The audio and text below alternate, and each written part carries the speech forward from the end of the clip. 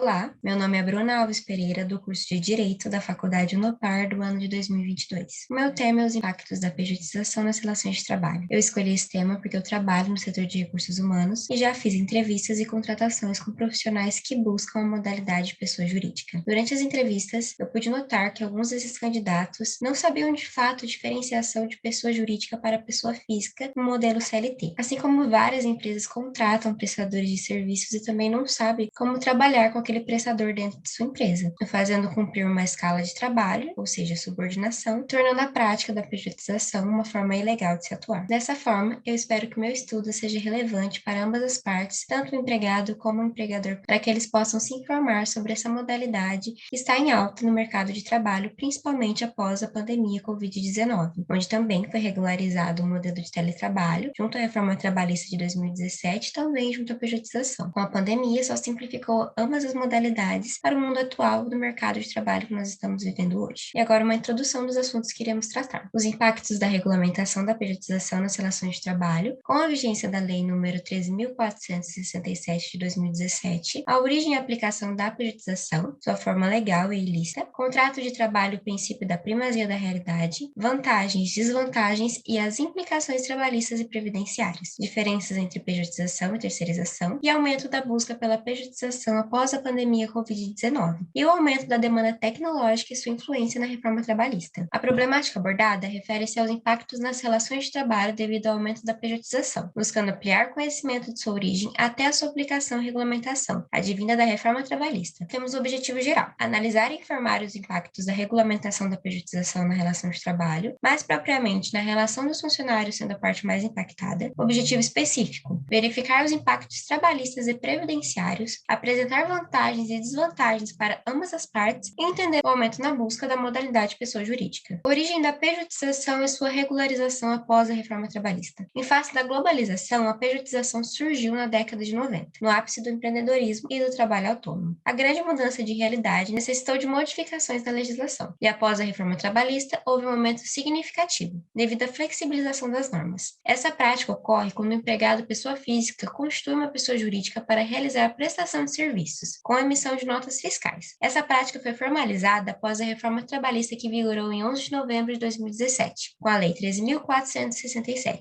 especificamente com a redação do artigo 442b e a inclusão do parágrafo 2º, facilitando a pejotização de atividades simples, que são as atividades principais de uma empresa. A pejotização legal e ilícita. O empregador se beneficia financeiramente ao se isentar de suas obrigações trabalhistas. Por exemplo, não é obrigado a pagar férias remuneradas, arcar com auxílio-doença, encargos, é desobrigado a fornecer benefícios previstos em CLT, exames admissionais, exames periódicos, exames demissionais, fornecimento de equipamentos, e não há verbas rescisórias a serem pagas. Dessa forma, é mais fácil de realizar o rompimento do contrato. Com a reforma trabalhista, houve uma facilitação de fraude com a prática de pejotização, especificamente com a redação do artigo 442b e a inclusão do parágrafo 2º, que dispõe que não caracteriza a qualidade de empregado prevista no artigo 3º o fato de o autônomo prestar serviços a apenas um tomador de serviços. Ou seja, uma das principais características da pejotização era você poder prestar serviços para mais de uma empresa, para que não houvesse o reconhecimento do vínculo empregatício entre um prestador de serviços e o empregador. Dessa forma, ficou mais fácil a empresa cometer fraude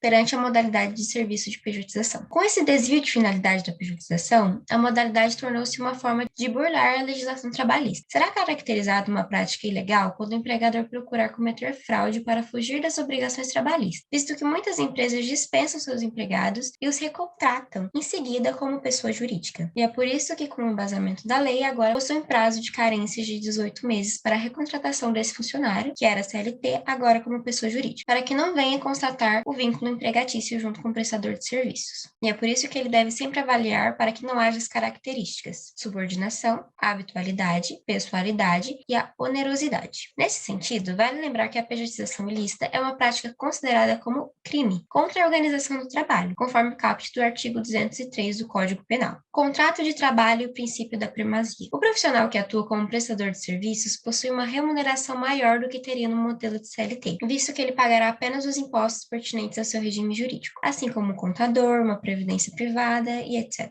É negociado junto ao empregador sobre os dias de folgas ou férias e se serão remunerados ou não. Em caso de férias, ele não vai estar trabalhando, então não cabe ao empregador remunerar remunerar esses dias como é no regime CLT. E eles podem alinhar contratos. Todavia, considerando o princípio da primazia da realidade no direito do trabalho, expõe que é irrelevante o que foi acordado na prestação de serviço durante a definição e o que importa de fato é o ocorrido da relação de trabalho, seguindo a regra do indúbio pro operário. Nesse cenário, o empregado é a parte mais frágil. Constatando fraude na pejotização, deve ser declarada a nulidade do contrato civil de prestação de serviços e reconhecido o vínculo empregatício conforme dispostos no artigo 2º e 3º da CLT. Impactos trabalhistas e previdenciários causados pela pejotização. Os impactos trabalhistas ocorreram após a necessidade de regularizar a pejotização. Na reforma trabalhista de 2017, a falta de recolhimento previdenciário ocasionará atraso em aposentadorias, mas com a possibilidade de reduzir encargos sociais, cada dia mais as empresas têm aderido à pejotização e transferindo aos empregados a responsabilidade do recolhimento previdenciário, o que acaba não sendo a prioridade do prestador de serviços. Então, muitas vezes, ele acaba não investindo numa previdência privada. Vantagens e desvantagens da pejotização. A maior desvantagem para o empregador é quando há o reconhecimento do vínculo empregatício, podendo sofrer uma ação judicial após findar o contrato, que ocasionará a condenação ao pagamento de todas as verbas trabalhistas devidas ao empregado.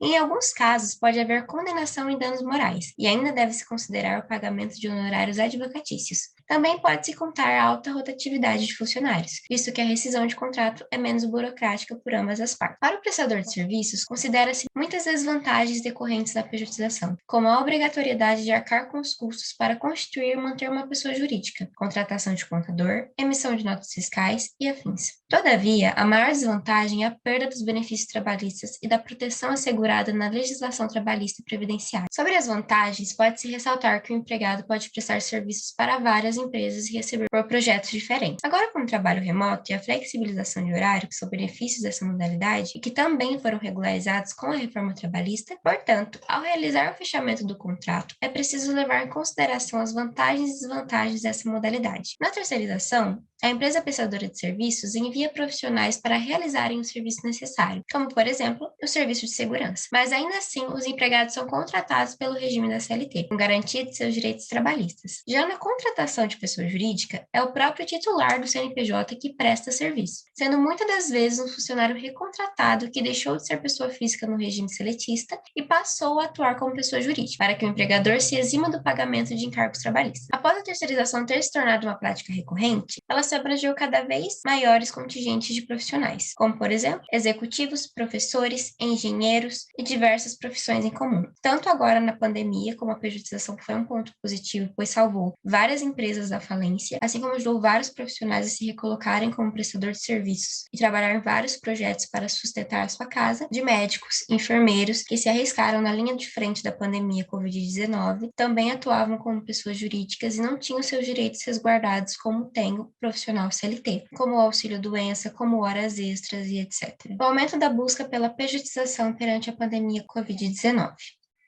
O levantamento da Revelo, que é uma empresa de tecnologia para recursos humanos, realizaram um levantamento nos processos seletivos em todo o Brasil, que no início da quarentena houve um aumento na busca por vagas pessoa jurídica pelos candidatos. Embora a regulamentação do regime pessoa jurídica não preveja benefícios seletistas, com o mercado da tecnologia inflado com altas demandas de contratação, as empresas têm ofertado férias remuneradas e demais benefícios seletistas, como vale alimentação, plano de saúde, cartão multibenefícios, tudo isso a fim de atrair talentos no mercado. As empresas conseguem pagar através desse regime as altas remunerações dessas categorias atuais. Considerações finais. Atendeu-se o objetivo de analisar e informar os impactos da regulamentação da pejotização, principalmente para a parte mais frágil da relação de trabalho, o empregado. Embora haja vários benefícios principais que atraem os empregados para essa modalidade, pode haver o risco de ocorrer a prestação de serviços de maneira contínua, a subordinação, a pessoalidade, a periodicidade e a onerosidade, que é o momento que a pejotização passa a ser uma prática ilegal, gerando conflitos para ambas as partes da relação de trabalho. Desta forma, pode-se concluir que a verdadeira problemática é a forma fraudulenta da pejotização, que vem sendo aplicada pelos empregadores.